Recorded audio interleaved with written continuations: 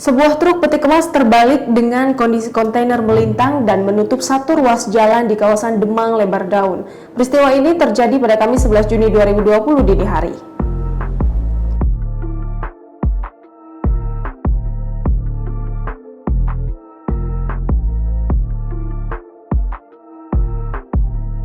Saat dikonfirmasi, Kepala Dinas Perhubungan Kota Palembang Agus Rizal membenarkan jika truk peti kemas yang bermuatan kelapa tersebut terbalik lantaran tidak sanggup menanjak di Jalan Demang Lebar Daun.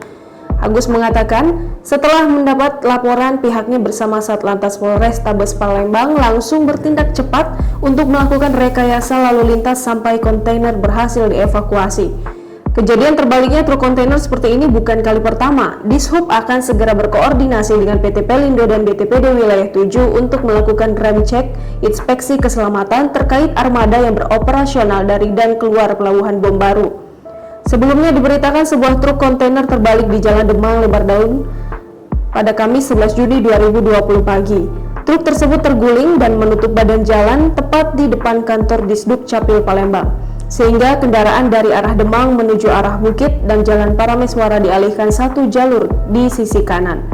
Saat ini petugas dari Dinas Perhubungan Kota Palembang sudah berada di lokasi melakukan evakuasi terhadap truk yang terguling. Akibat kecelakaan tunggal tersebut, kendaraan mengalami kepadatan.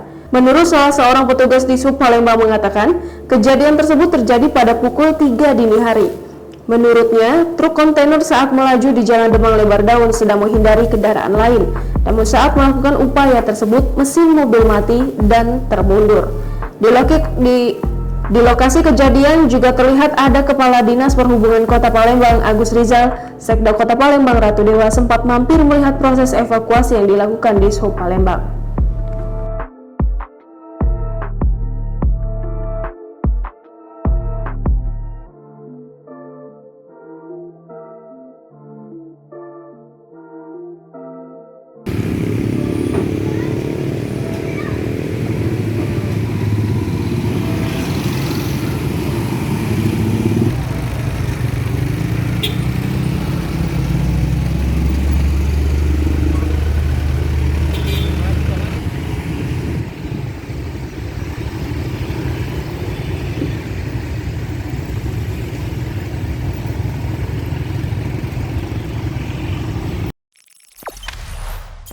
Jangan lupa subscribe, share, komen, dan like ya.